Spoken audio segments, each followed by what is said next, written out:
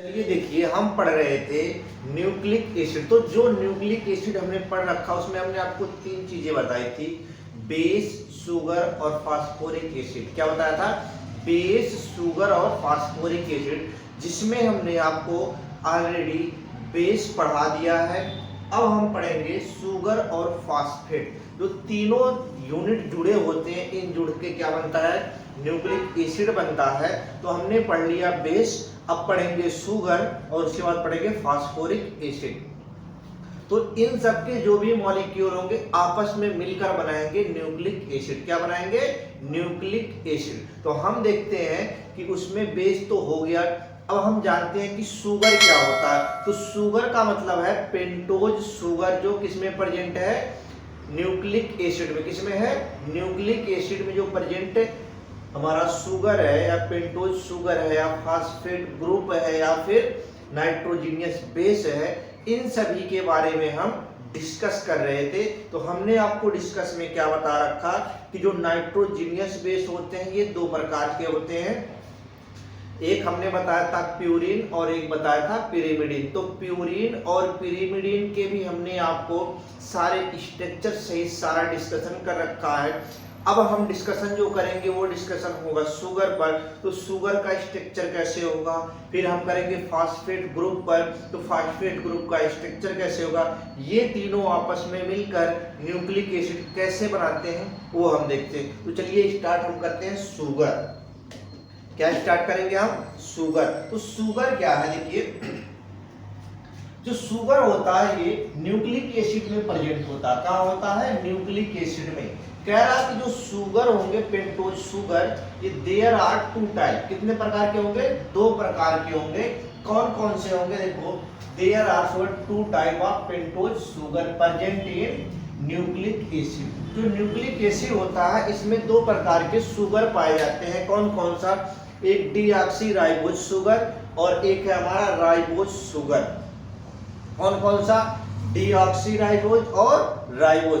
अगर डीऑक्सी आ रहा है तो इसका मतलब डीएनए मटेरियल है, अगर राइबोज आ रहा है तो इसका मतलब आरएनए मटेरियल है। तो ये बात क्लियर रहे। तो जो कह रहा है डीऑक्सी राइबोज, क्या कह रहा है? Deoxy ribose sugar present in DNA. DNA में जो प्रेजेंट होता है वो होता है डीऑक्सी राइबोज शुगर। कौन सा होता है? Deoxy ribose sugar. उसके बाद कह रहा है जो आरएनए होता है इसमें कौन सा प्रेजेंट होता है? Ribose sugar. क्या होता है? Ribose sugar. अब कहता है कि राइबोज शुगर के स्ट्रक्चर क्या होंगे, डीऑक्सी राइबोज शुगर के स्ट्रक्चर क्या होंगे, इसके बारे में हमें डिस्कस करना है। तो एक नाम आपने सुना होगा, हावर्थ प्रोजेक्शन। क्या नाम है? Haworth projection. तो हावर्थ ने जो है ग्लूकोज के या किसी भी चीज के जितने भी मॉलिक्यूल होते हैं उनका एक अलग डिजाइनेटेड स्ट्रक्चर के बारे में बताया था। तो वही सारी चीजें हम अलग स्ट्रक्चर में सारी चीजों को डिफाइन करेंगे, और डिफाइन करने के बाद जैसे ही हम उस चीज को बताते हैं तो वो जिस आकार में जो जो मॉलिक्यूल प्रेजेंट होगा उसी को हम तोड़कर बनाते हैं दूसरे स्ट्रक्चर में। तो वो होता है हमारा हावर्थ प्रोजेक्शन।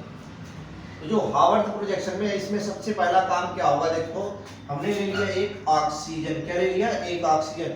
पेंटोज कह रहा है, देखो यहाँ लिखा है प्रेजेंट। पेंटोज कह रहा है ना, पेंटोज शुगर। और पेंटोज शुगर का हमने स्ट्रक्चर आपको ऐसे बता रखा है, ऐसे ही बनाया था हमने, यहाँ बीच में लिखा था शुगर। तो इसी टाइप के सारे स्ट्रक्चर आपको बनाने हैं। तो ये सारे के सारे किसमें होंगे? एक डीएनए और एक आरएनए के लिए होगा। तो हमने क्या किया? देखो, सेम वही काम कर रहे हैं। ये बना दिया वो।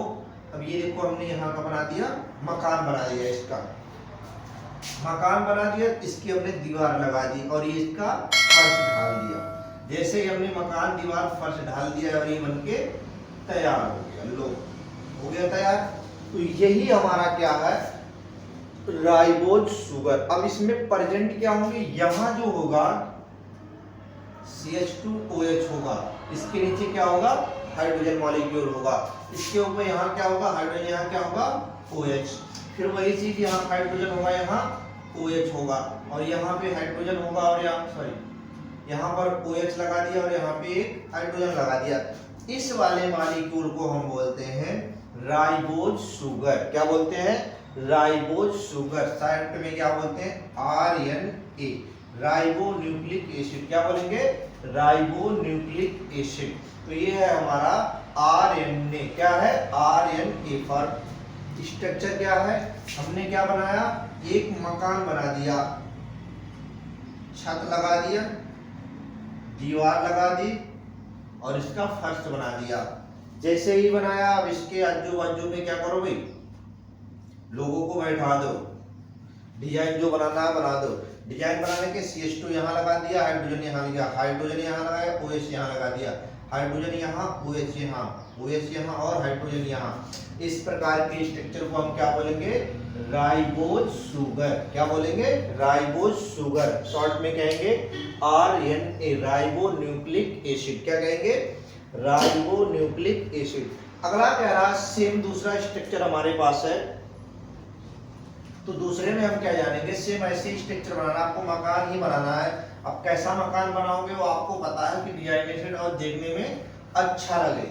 तो हम क्या करेंगे? फिर वही काम करेंगे। देखो हमने क्या किया, ऑक्सीजन ले लिया और इस मकान का छत लगा दिया, दीवार लगाया और फर्श बना दिया। जैसे ही बनाया, सारी की सारी चीजें हमारे बनके तैयार हो गई। जैसे वहां हमने मॉलिक्यूल को अरेंज किया था, ऐसे हम मॉलिक्यूल को यहाँ अरेंज करेंगे। यहाँ क्या लगा दो? CH2 OH लगा दिया। क्लियर है? यहाँ लगा दो हाइड्रोजन, यहाँ लगा दो हाइड्रोजन, यहाँ लगा दो OH। क्लियर है? यहाँ हाइड्रोजन, यहाँ हाइड्रोजन, यहाँ OH और यहाँ H। इस वाले को बोलते हैं डीऑक्सी राइबोज न्यूक्लिक एसिड। क्या बोलते हैं? डीऑक्सी राइबोज न्यूक्लिक एसिड, यानी कि DNA। क्या बोलते हैं? DNA।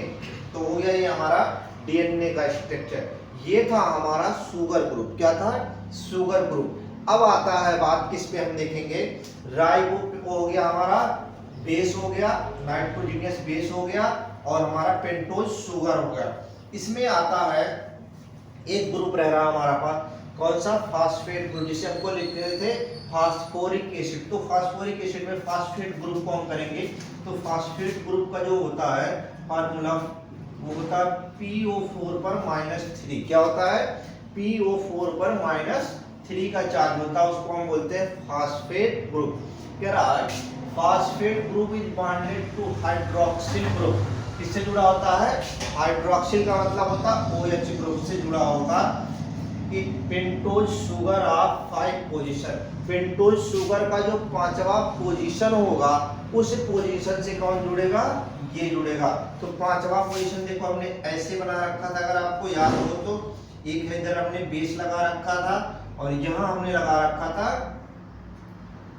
फास्फोरस और यहाँ लगा रखा था हमने शुगर। तो यह कह रहा है 5वें पोजीशन, पहला, दूसरा, तीसरा, चौथा और 5वें पोजीशन से कौन जुड़ा है?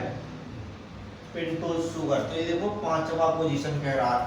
तो ये था हमारा जुड़ने का पोजीशन। इधर बेस लगा दिया, इधर शुगर लगा दिया, इधर फास्फेट लगाएंगे, एमिनो एसिड बनके हमारा तैयार होगा। अब कह रहा है कि जो फास्फेट ग्रुप है, इस फास्फेट ग्रुप को बनाते कैसे हैं, इसका स्ट्रक्चर कैसे होगा, तो स्ट्रक्चर के बारे में आपको जानना पड़ेगा। तो हमने लगाया सेंटर में फास्फोरस को। कितने ऑक्सीजन है? 4। एक लगा दिया, 2 लगा दिया, 3 और 1 4। अब इसको बैलेंस करो, यहाँ पे -1, यहाँ पे -1, यहाँ पे। अब देखो जो फास्फोरस की वैलेंसी होती है वो 5 होती है। तो 1 2 3 और 2 5 वैलेंसी इसकी पूरी हो गई। ऑक्सीजन की वैलेंसी 2 होती है, 2 पूरा है, ये 2 हो गया, ये 2 हो गया और ये 2 हो गया। यानी कि ये स्ट्रक्चर एक हमारा कंप्लीट स्ट्रक्चर हुआ किसका? PO4 का -3। तो ये था हमारा फास्फेट ग्रुप, जो हमारे लिए क्या है? न्यूक्लिक एसिड बनता कैसे है। इसमें हमने 3 चीजें आपको बताई। क्या हमने? पहला बताया नाइट्रोजीनियस बेस, दूसरा बताया शुगर और तीसरा बताया हमने फास्फेट ग्रुप। तो तीनों चीजों को जब आप ऐड करते हो तो न्यूक्लिक एसिड का एक स्ट्रक्चर बनके तैयार होता। इसके पॉलीमर का मतलब क्या हमने बताया था? पॉलीमर का मतलब बताया था मोनोमर यूनिट यंत्र मॉलिक्यूल हो तो होगा हमारा पॉलीमर। तो जो हमारे पास इस टाइप के स्ट्रक्चर बन के आ रहे हैं, BSP हमने आपको बताया था, तो तो बीएसपी बीएसपी को आप जोड़ते चले जाओ, बीएसपी बीएसपी, बीएसपी का मतलब बेस शुगर और फास्फेट, बेस शुगर और फास्फेट, इसके यंत्र मॉलिक्यूल आप जोड़ते चले जाओ, न्यूक्लिक एसिड बनके हमारा क्या हो जाएगा, तैयार हो जाएगा। तो ये था हमारा न्यूक्लिक एसिड। क्या था? Nucleic acid. Thank you for watching this video. If you enjoyed it, please hit the like button and the bell notification icon.